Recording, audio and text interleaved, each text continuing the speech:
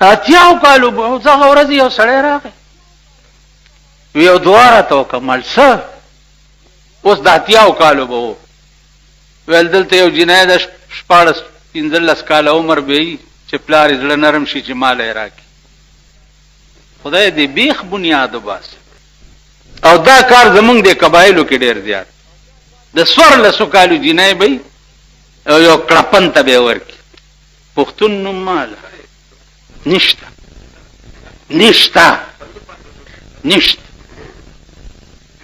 پښتانه نشته دا د پښتو ټکي چې تاسو اخبار کې ګورئ زه د دې ټولو نه مخکې حامي یم زه پښتون یم او زه به د پښتون ټکي هله منم چې د پښتنو ښځې په کور کې کیني ته پوه شو په خبره د کم پښتون ښځه چې بار سړي بویي پښتون نه پښتانه نشته او یا به مې لیونی شوه په تورجمي باټینګڼه واړي کم سړی چې په خپلې لور پیسې واړي او خرڅه یې کړي دا لور به د قیامت په ورځ د وینځو په صف کې ولاړی د وینځو په صف کې او دعا به کوي چې خدای مور او پلار مې په وواړه جهنمه کې چې زه یې خرڅه کړې وم په دنیا کې او زه اوس د وینځو په صف کې ولاړی خرڅول خو د وینځو کېږي د اصیلو خرڅول چېرته دي بل ورسره دا شرطونه لګول دومره تولې به سره درکې او دومره به جوړې کې او دومره به فرنیچر کې او ډبل بیډ به جوړې او پلانې به کې او ډینګړې به دا شته په اسلام کې دا ټول په دې قهر اخته دي که نه دي اخته هېڅ نشته دا مې 2 لکه ځل ویلي دي چې د ټولې دنیا پښتنو او د ټولې دنیا مسلمانانو دا واورئ کلونم په د یو پیسې مطالبه وکړه د یو پیسې یا د جوړو یا د کالو مطالبه وکړه تاسو د جناب محمد رسول الله دشمنان یې بی بی فاطمه خاتون جنت وا داغه وعده چې کېده حضرت علی نه که پیغمبر مطالبه کړي یا د جوړو جامې نه وي وینځلې جامې کالی نو د کجورو د پاڼو کړای جوړې کړې په غوګونو کې ورته واچولې بنارسای نه وه نو د ببرې شړی د چیلو د وژغنو د جوړې کړې شړی لوپټای ور په سر کړه او نکاح وتړلو جنکای ور سره کړی د حضرت علی کور ته یې واستوله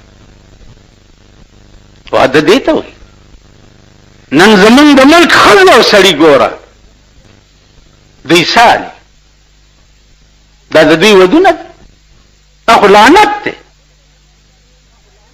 دلته مې 10 ځل ویلي دي بعضې وخت کې ماله جمعې په ورځ خلک لاسونه راکړي چېرته واده نه راغلی ته چې لاس داسې کړم د وریجو بوی کې راشي نو ویې نه پېژنم کینې په د یوه مخ یو پټاخم ته وباسم چې وریجې دې خوړلي د واده چې ماله لاس رانه کړي عزیزانو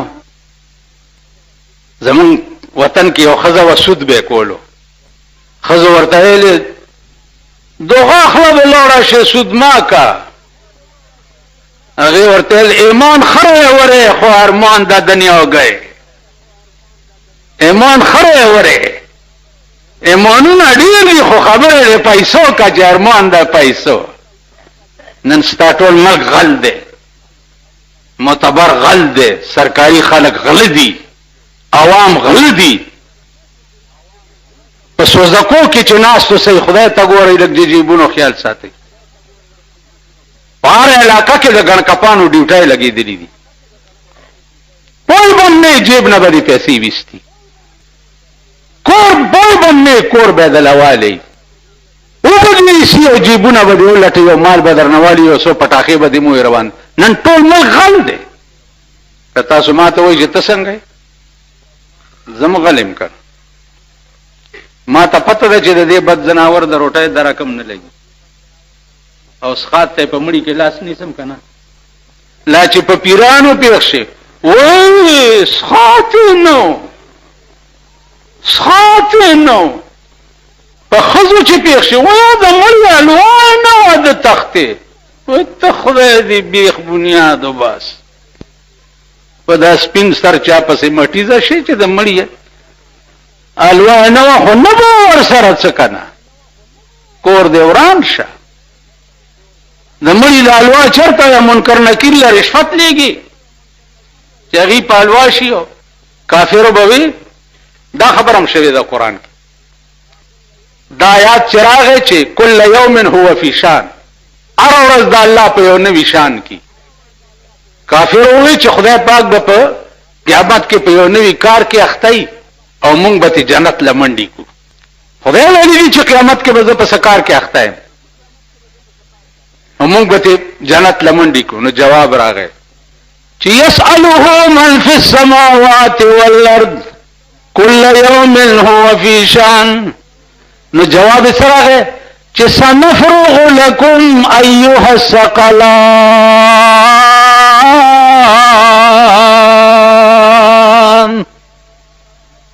کله قیامت پر ورځ په کار کې مخته ما او د بنی آدم او د پیرانو ډلې خدای راست په ذات مې دي قسمی چې ځان بدر ته اوسګار کوم سنفرغ لكم ايها الثقلان زب تاسو د پاره ځان اوسګار کوم زئی برانه پکما یا معشر الجن والانس ان استطعتم ان تنفذوا من اقطار السماوات والارض فانفذوا لا تنفذون الا بسلطان اے د پیریان او د بنی آدم وډلې کیا طاقت لري نو زئی زما د اسمانونو او زما د زمکونه وزئی تلاشي کم خوا به تختی زیبا کم خوا هغه چل دی یو سړی نه چا پیسې و تختولې هغه داسې منډې والی دا چې چا نه تختولې دا دیرې ترا منډه کړه ویل که هغه دی لاړو اغل ویل په آرام کې نه دا ځای دی دلته به راځي کم خوا به تختی که کېړی دی پټي کې پروسه کال یو 13 جمعه یو سړی راغی بیچاره نه کېړی پټي مسک دا سب ټیک شي خو کده دې ذلیل ملک نظام ټیک شو د دې ذلیل ملک هر سب ټیک شي یو غل رانیسم او لاس ته پرې کوم ته وګوره چې بیا د غلا نوم څوک والي یو غل رانیس اوس غل چې ونیسي تانه ته بوزي ادر ته پته ده کور دی لوټ شي تانه تلار شي در ته پته ده جیب دیواله شي تانه تلار شي در ته پته ده زبڅو سزا نشته او د نواز شریف حکومت چې راغلی په اخبارونو کې تاسو ګورئ ججان دسي او ججان دسي ججان دسي او ججان دسي او ججان دسي او ججان دسي ججان هلته په خپلو کې په خپل ویر اخته دي نو ستا به څه فیصلې وکړي تا ته به څه نو زما عزیزانو د دې ټول واحد علاج چې دی هغه خدای ته رجوع کېدل دي خدای ته چې څو پورې ترو اوټ قوم رجوع شوی نه او د ذکریا علیه السلام غوندې اذنا دا ربه ندان خفیه باندې عمل نه کړي د دې ملک نظام بنټي کی بالکل سچ پکې سو کوئی دا ټول دروغ کمپلیټ دروغ جن دي او په دا دروغ باندې 50 کال وشو چې مونږ عمل کوو لګیای خیر ذکریا علیہ الصلوۃ والسلام مطالبه وکړه چې یا الله مالا یو زوی راکا چې ما نه رستو هغه د دین خدمت کوي زوی راکا خو دین د پاره نن زمونږ ځامن مونږ ز دین د پاره نه دی غوښتي نن زمونږ ځامن مونږ دنیا د پاره غوښتي کده مليانو دی او کده پیرانو دی او کده میاګانو دی او کده باچایانو دی دنیا د پاره دی دین د پاره نه دی خدای د پاره نه دی جواب راغی زه غواړم د دین د پاره یا زکریا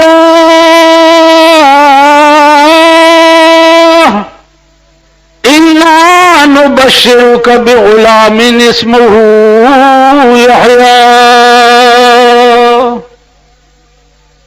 اے ذکریا علیہ السلام زیر در کوم پیوزوی باندې چې نام به یحیی زوم در کوم او نامم ولما کی خوا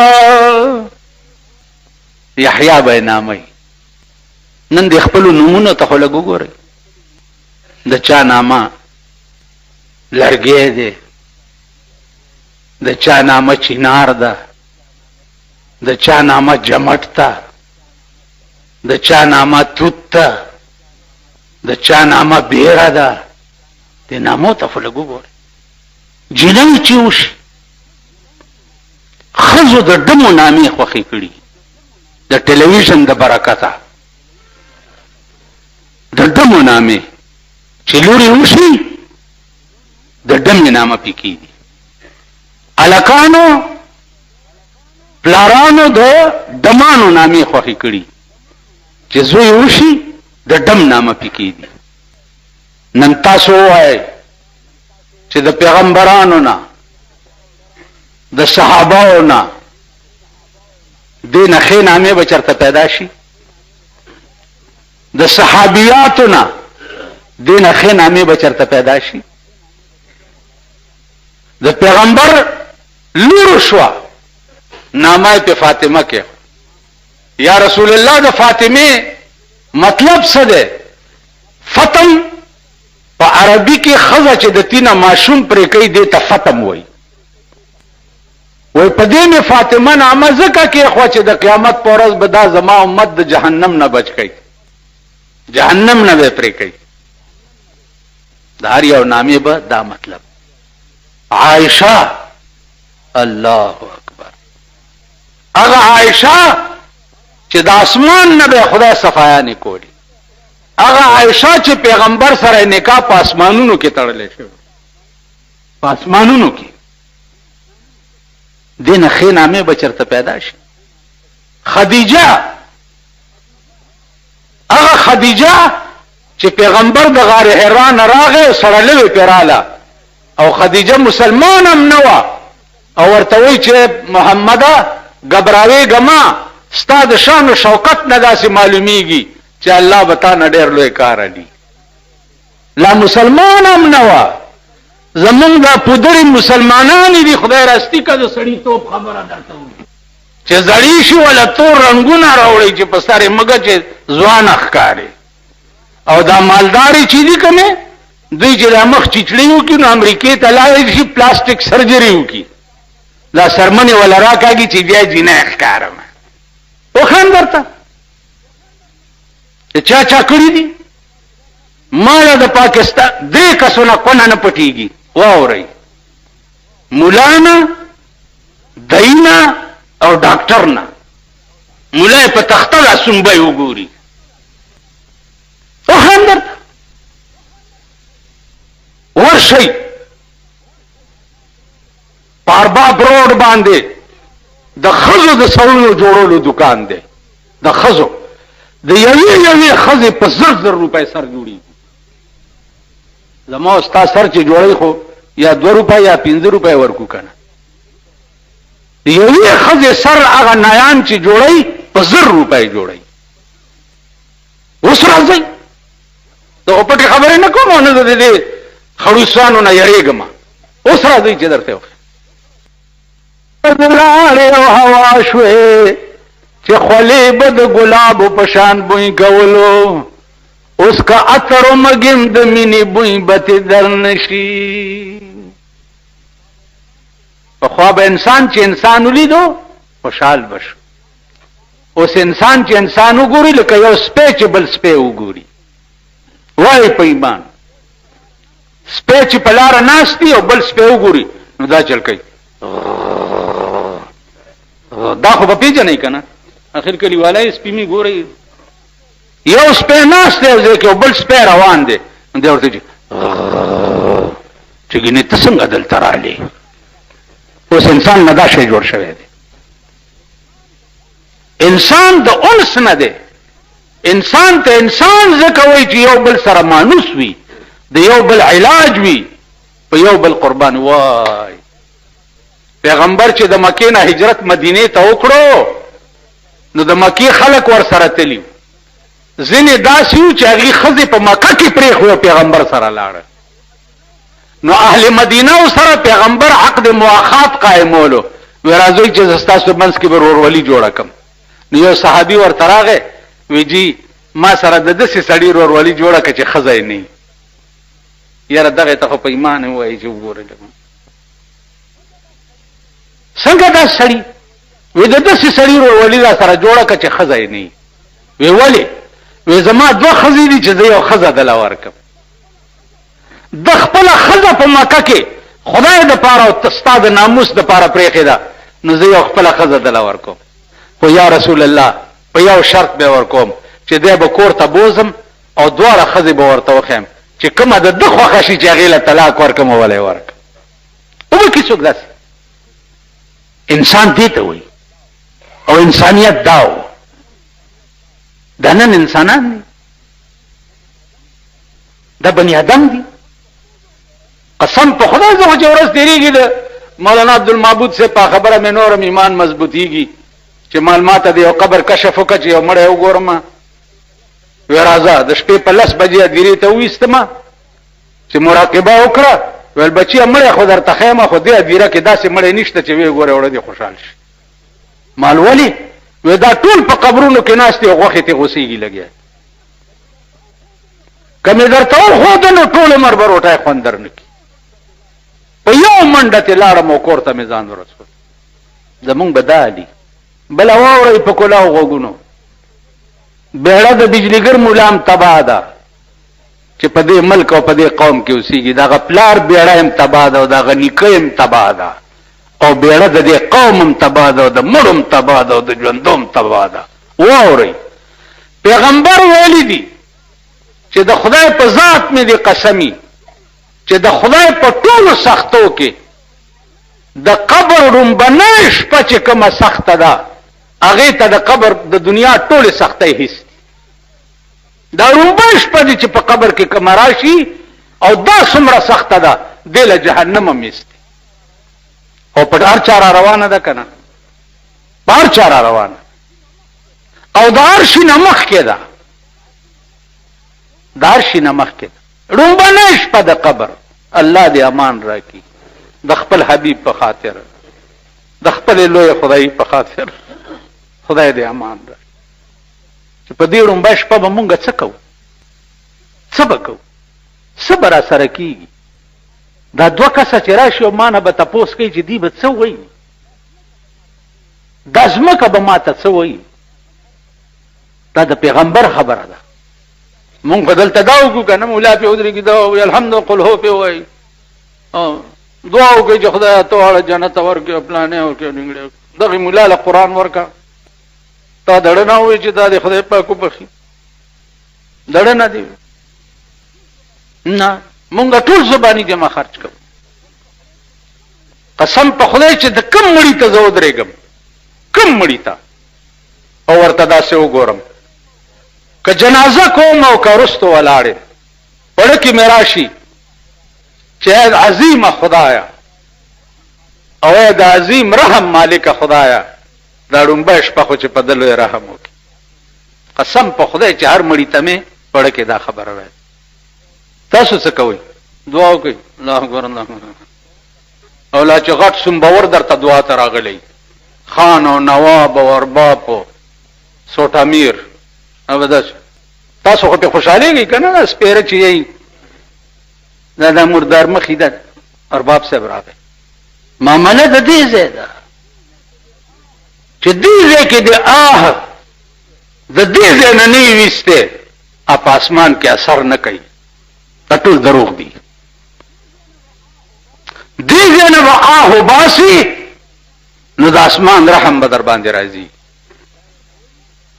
نو خدای ورته وایي تر کومه پورې به الله بندگانو دا قوم په دې عظیم قهر اختی؟ تر کومه؟ خدای ته وګورئ کله خو سمم شي که نه؟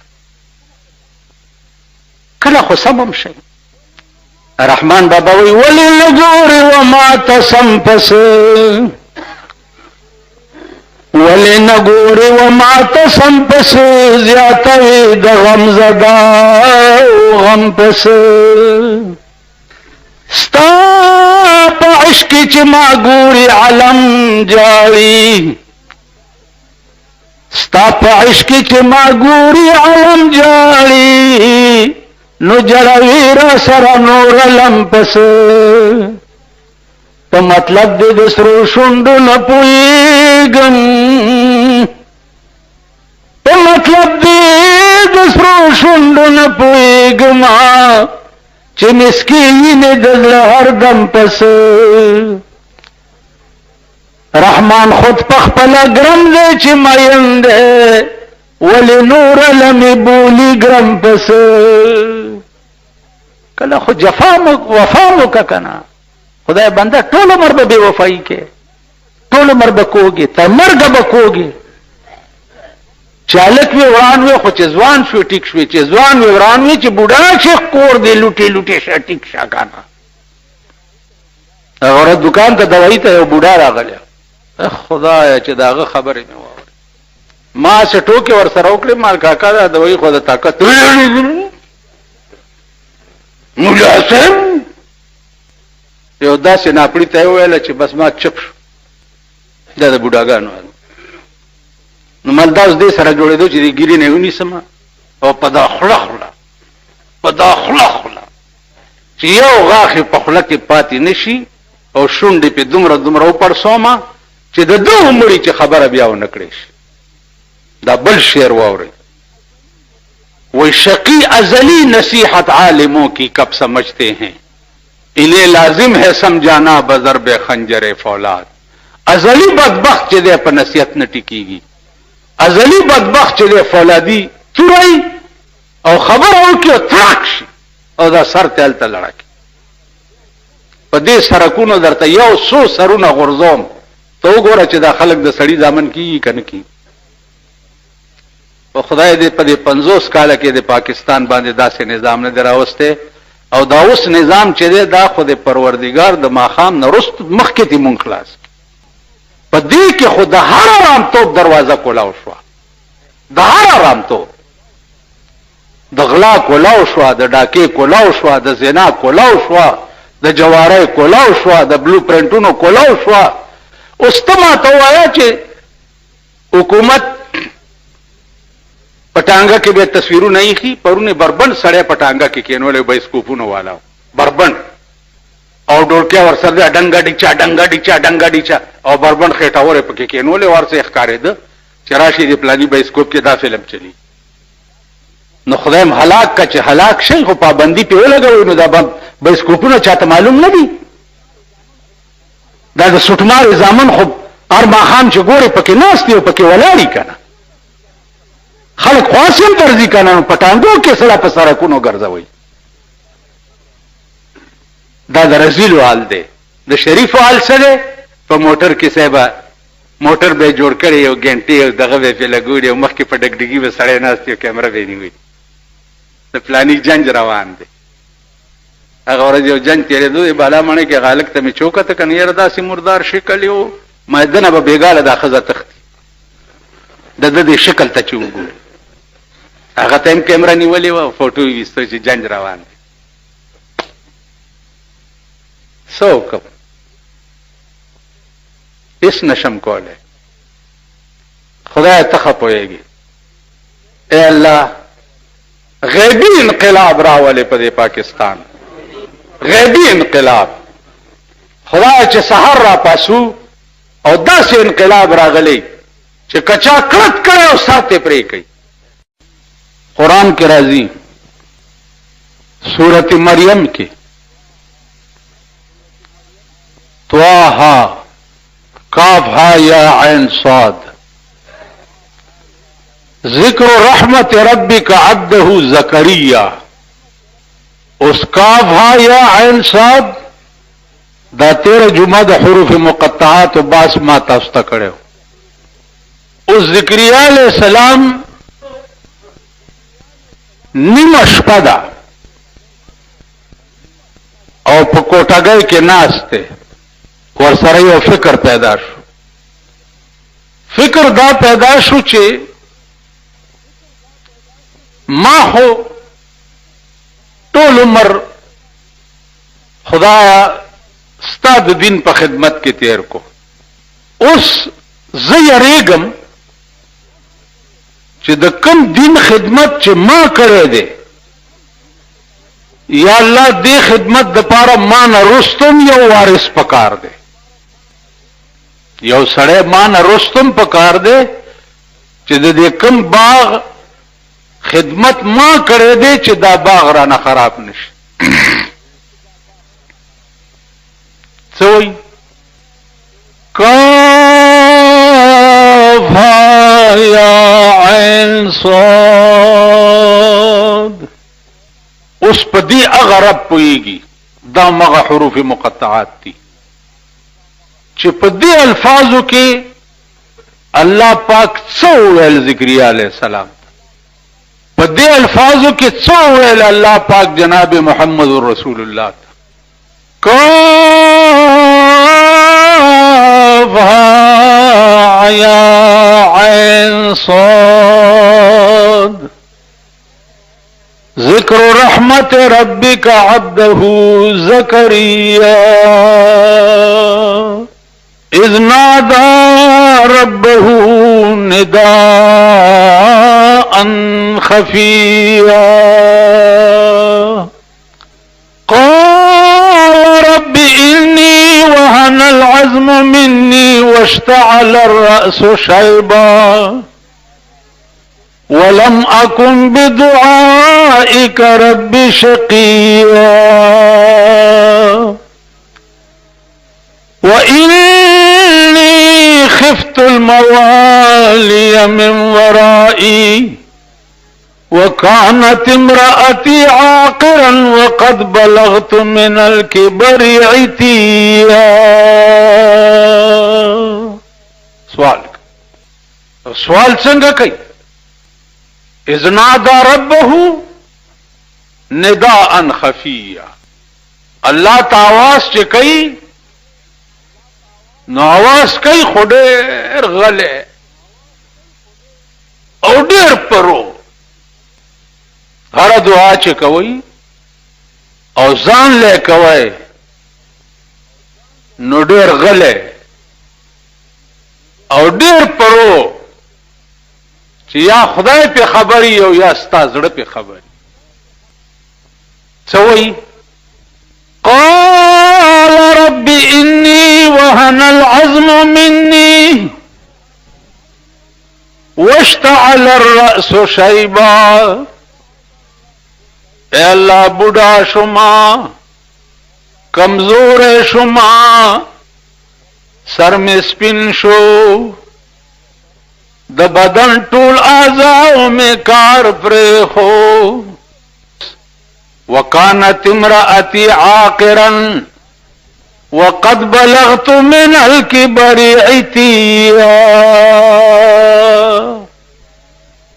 خزم بډایلا او زماغ انتها درجه د ضعف تر رسیدلې ما، لیکن ولم اكن بدعائك رب شقيا. اس توتیه تمهید دی د دعا د قبول د پاره. لکه زه استاد ته وایم چې دا فلانه کار مې دی، تا مخکې ما سره ډېرې مهربانۍ کړې دي، اوس مې بیا د یو مهربانۍ درخواست دی. نو کته انسان هم پړه کې به دې سره هم راځي. اوس یو خو هغه دی چې دړه دې د زناوري هغه زړه کې رحم نه راځي، او چې د انسان زړه وي او ته ورته سوال وکې تصور نه کېږي چې په هغه سوال باندې د انسان پړه کې رحم را نشي. نو اے پروردگارا ولم اكن بدعائك رب شقيا.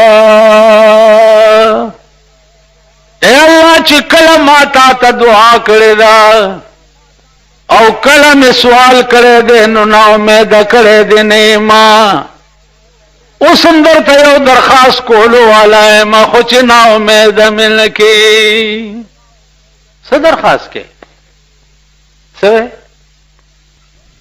درخواست کوي وإني خفت الموالي من ورائي اے پروردگارا زد خپل ژوند رستو یریګما چې ما نرستو به دغه دین خدمت کولو والا څوک وي د دې دین خدمت به څوک کوي اوس خو تا اولاد څه لا غواړي یاره مال حال ډیر دی او بچی می زامن می نشته تربورانو ته به می پاتی نو خزه زکه کوم چې وارث پیدا شي تاسو خو په ځاړه ځانم خزه دې لپاره کوي کنه چې دا الله پاک نه څه شی غختل به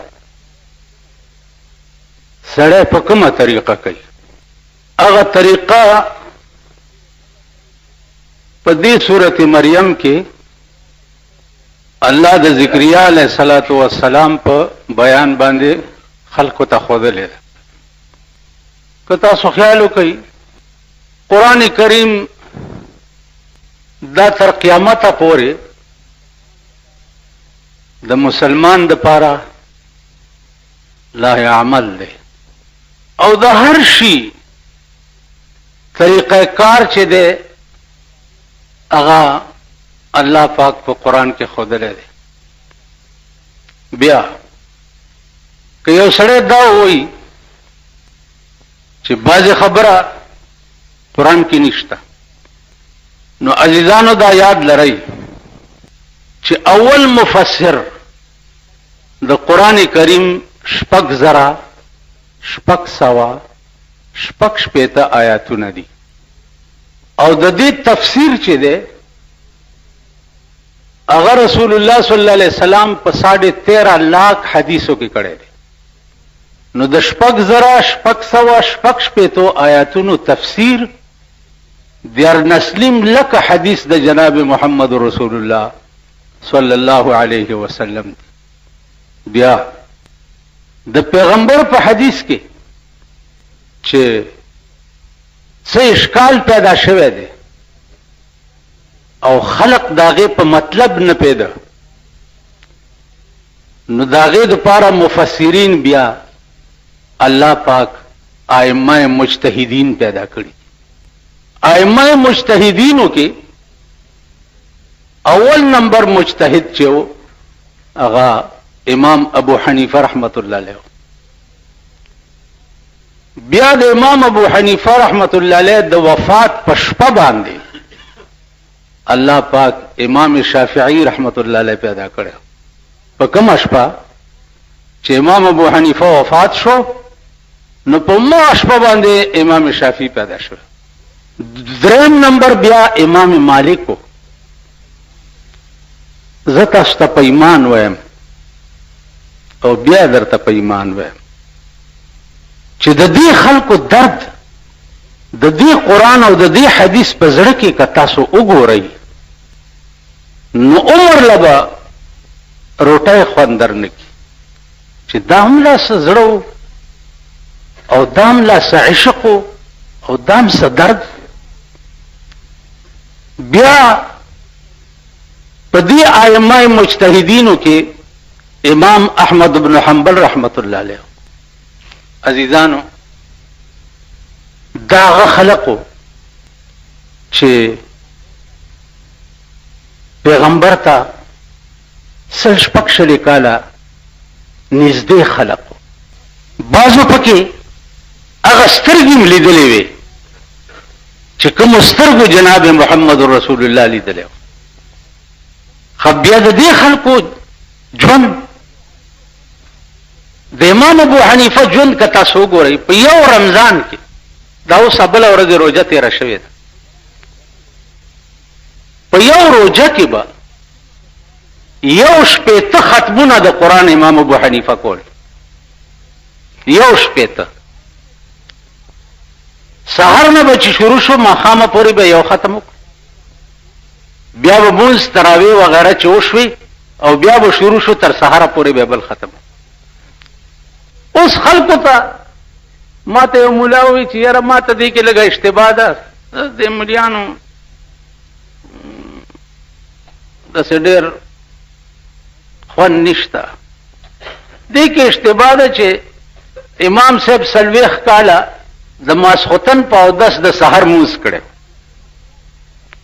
وی چې دا لږ زما خیال کې نه راځي. مال دا ستا خیال کې ذکر نه راځي چې ستا په خېټه باندې هره شپه ډبلی ماتیږي، دومره بلا دی وادي که نه؟ نو تا د خوب یقیني درځي. ته د امام ابو حنیفه هغه خوراک هم وګوره، هغه سکاک هم وګوره. خوب چې کوم شی سړي ته ورولي هغه شي ته دا ائمه مجتهدین به نږدې نه ورتله، نږدې.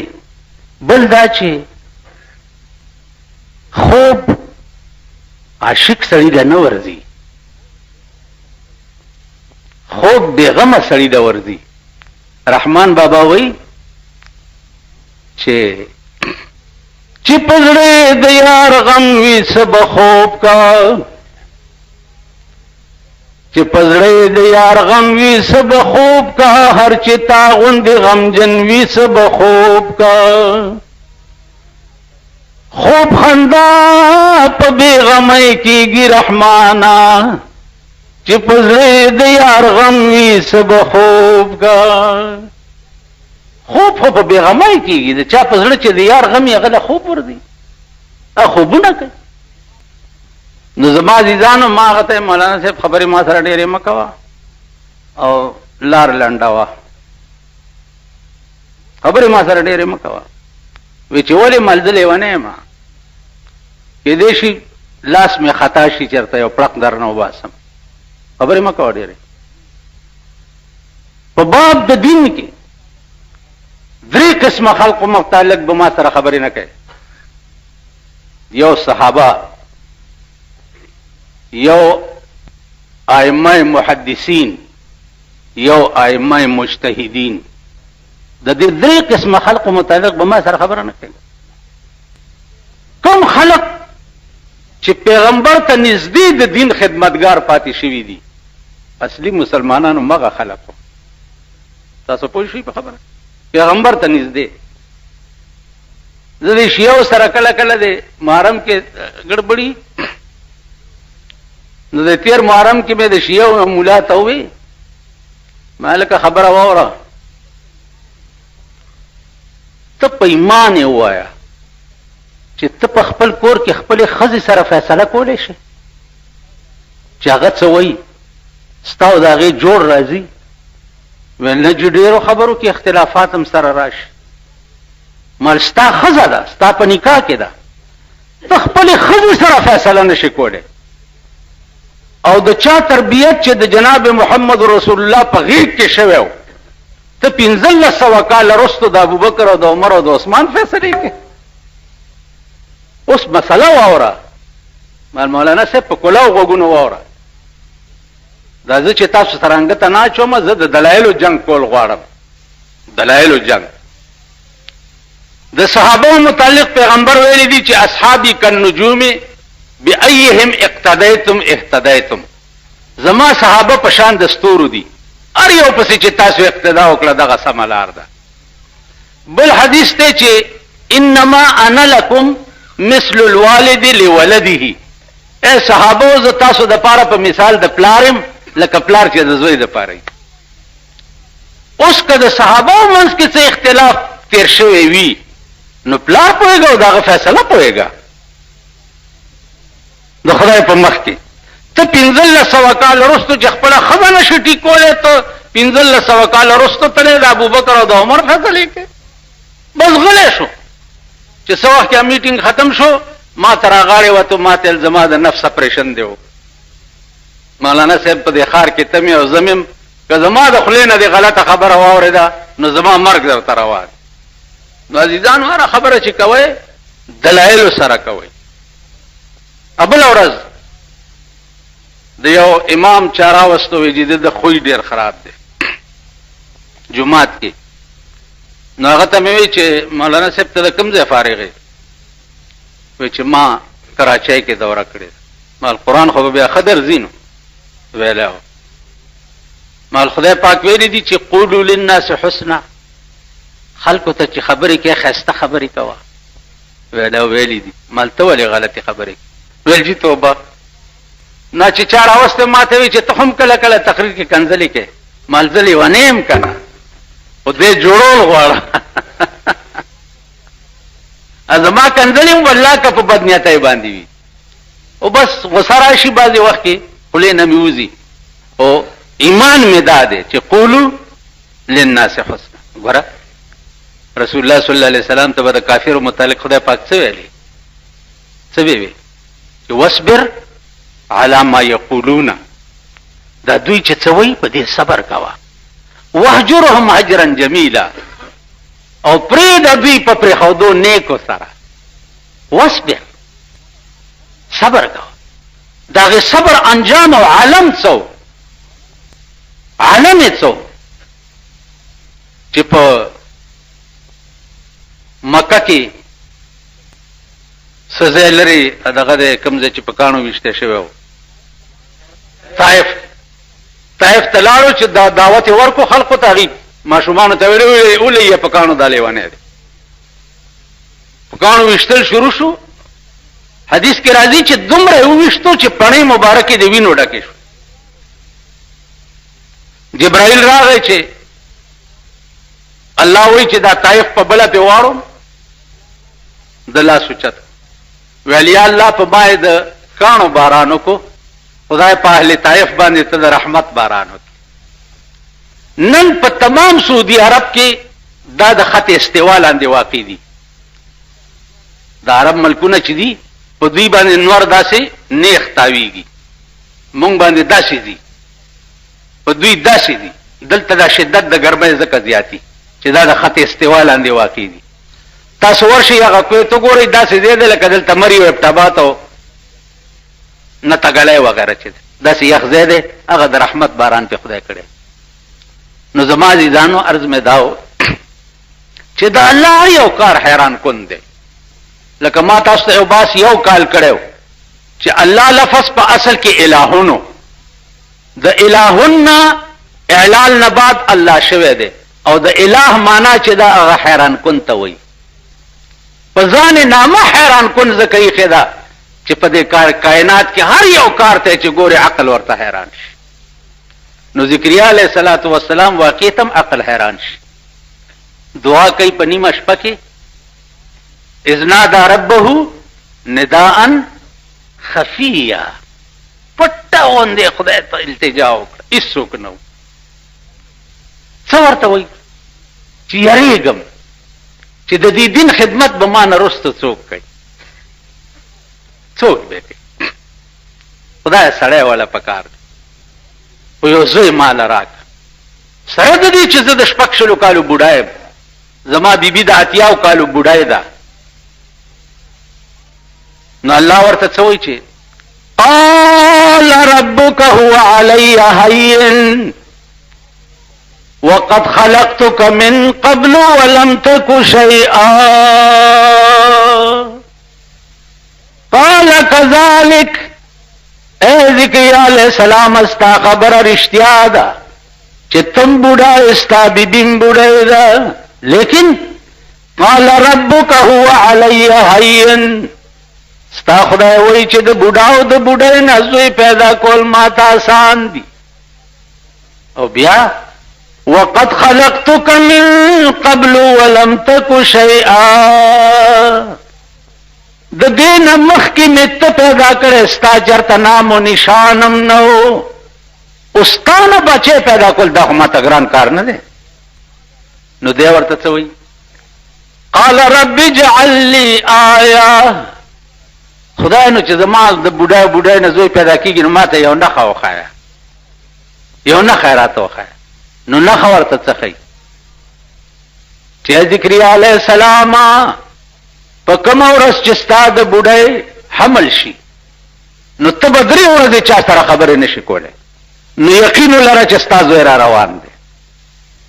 درې ورځې. عزیزانو 10 ورځې تېرې شوې، 10 میاشتې، او یحیی علیه السلام پیدا شو. چې پیدا شو دعا خو قبول شو. اوس د الله پاک یو قانون دی، 1,24,000 پیغمبرانو کې د الله قانون دا دی چې پیغمبري ورکوي 40 کاله پس. ځکه دا بلوغ چې دی دا یو جنسی بلوغ دی او یو د عقل بلوغ دی. جنسی بلوغ چې دی هغه 15-16 سال بعد وشي، او د عقل بلوغ چې دی هغه 40 کال بعد کی. 40 کال پس داغه عقل بالغ شي. نو هر پیغمبر ته به پیغمبري 40 کال پس ورکړه کېده چې عقل کمال ته ورسي. د ذکریا علیہ السلام د دې دردمند دعا برکتو چې الله پاک یحیی علیہ السلام ته پیغمبري 3 کال پس ورکړه. چې د 3 کال شونو پیغمبریم کو. نو عزیزانو دوه خبرې دي. یو خدا چې د ټول زندګۍ مکمل اعتماد هغه د خدای په ذات کوي.